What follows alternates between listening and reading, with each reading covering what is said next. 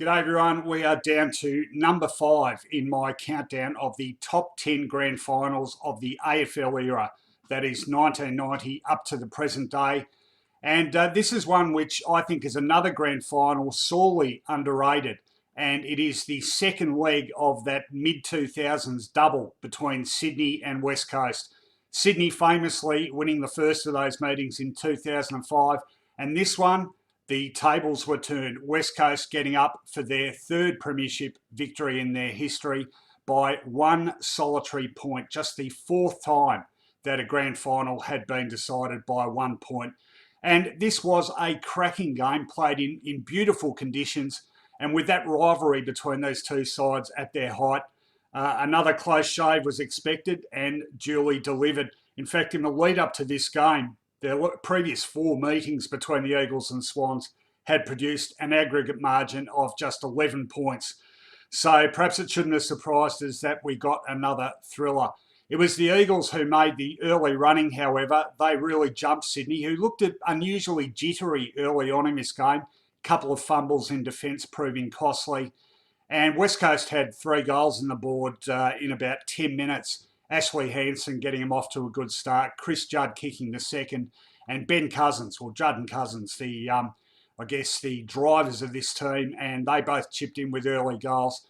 West Coast going to quarter time with a 16-point lead. Sydney having evened up the general play a bit towards the end of that term, but wasting a few opportunities and only able to find the goals once in that opening quarter. It went goal for goal with the game a bit more open in that second term, certainly a lot more open footy than we'd seen in the corresponding grand final the previous year. The big difference to the Eagles in this version too was they actually had a winning target up forward. That was Quinton Lynch, who would go on and kick 3 goals in this game, 2 of them in a very short space of time in the second term, and the second of which put the Eagles just on 5 goals up. The sort of gap which in these sorts of games that these two teams inevitably turned on was always going to be hard to bridge. Sydney, though, we knew their fighting qualities and they just kept plugging away, trying to chip away at the deficit. And a really important goal to Nick Davis just on the halftime siren just gave them a little bit of hope. The margin, though, still a considerable 25 points at the long break. Third quarter, again, basically Sydney starting to get on top almost in general play. They started winning the bulk of the centre work and the inside 50s.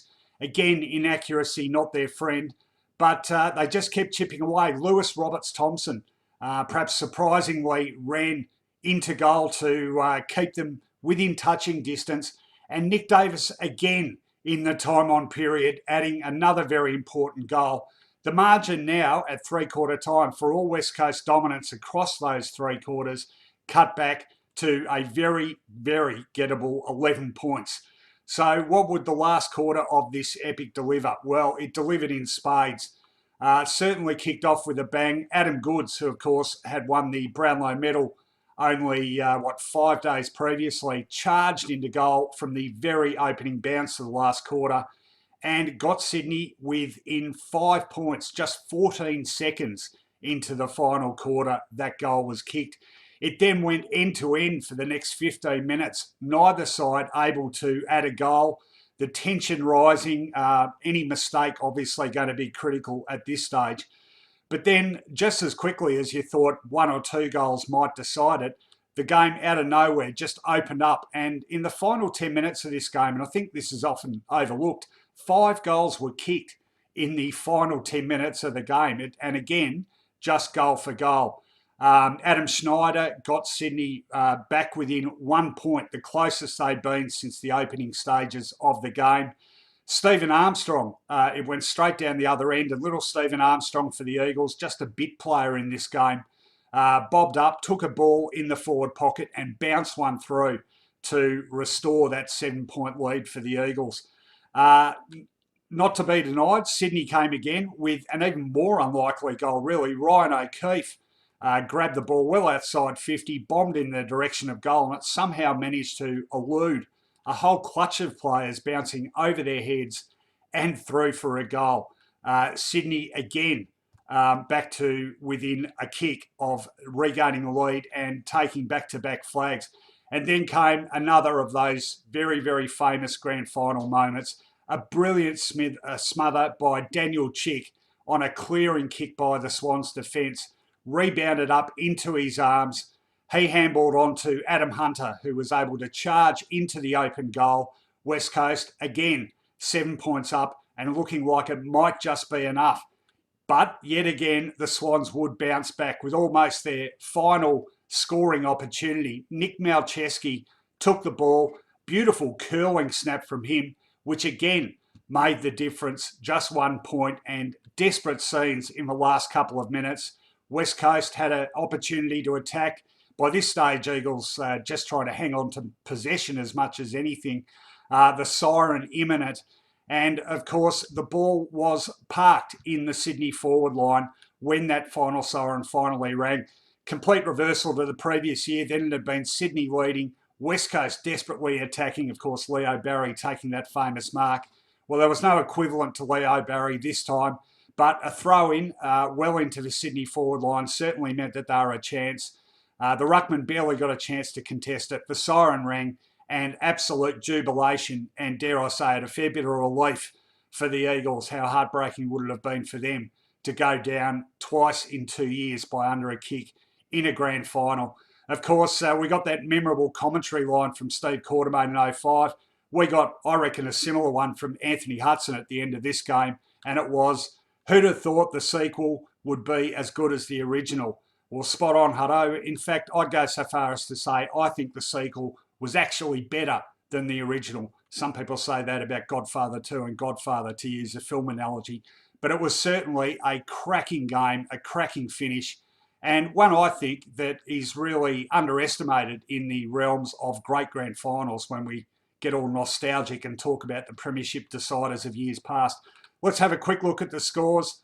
3 goals to Quinton Lynch for the Eagles, 2 to Ash Hansen, 2 to Embley, 2 to Cousins. For the Swans, 3 goals to Michael O'Loughlin, 3 to Nick Davis, who bobbed up with a couple of critical late goals to keep them in touch.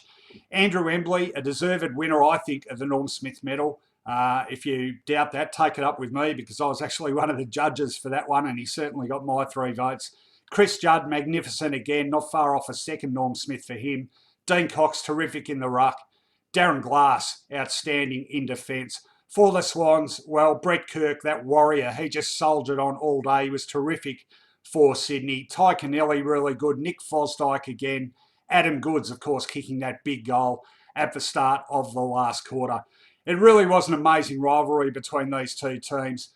And after they met again in the first round of the following season, West Coast again winning by a point, it meant that the previous 6 clashes between the two teams had produced an aggregate margin of 13 points. That is ridiculous. It literally doesn't get any closer between two teams than it was between the Swans and the Eagles in the mid-2000s. Remarkable, and probably fitting that the premiership ledger finished 1-1. Well, there it is, number 5 in this list of top 10 grand finals. Join me back here shortly for number 4.